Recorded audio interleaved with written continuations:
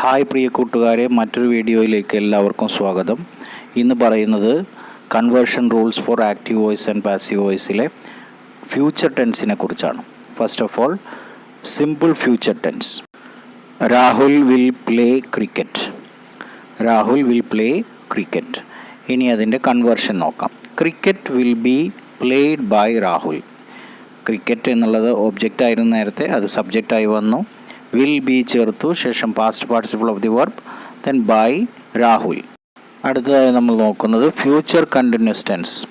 Future continuous ടെൻസിലെ sentence Rahul will be playing cricket. Rahul will be playing cricket. ഇതിന് passive voice ഇല്ല, no passive voice for this sentence. അടുത്തതായി future perfect tense. Rahul will have played cricket. Rahul will have played cricket. അതിൻ്റെ passive voice നോക്കാം.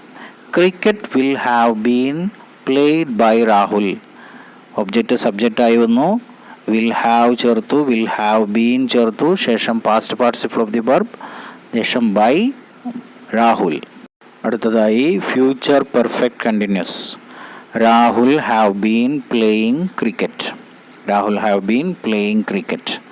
ഇതിനും passive voice ഇല്ല, no passive voice.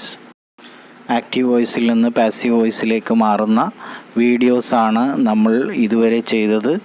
ഈ videos എല്ലാവർക്കും ഉപകാരപ്പെട്ടു എന്ന് വിശ്വസിക്കുന്നു. ഈ വീഡിയോയുമായി ബന്ധപ്പെട്ട എന്തെങ്കിലും ഡൗട്ടുകളുണ്ടെങ്കിൽ നിങ്ങൾക്ക് കമൻറ്റിലൂടെ രേഖപ്പെടുത്താവുന്നതാണ്. കണ്ട കൂട്ടുകാരെല്ലാവരും കാണാത്തവരിലേക്ക്, ഉപകാരപ്പെടുന്നവരിലേക്ക് എത്തിച്ചു കൊടുക്കാൻ മറക്കരുത്. Thank you for watching. Have A nice day. മറ്റൊരു വീഡിയോയുമായി വീണ്ടും കാണാം. Have A nice day.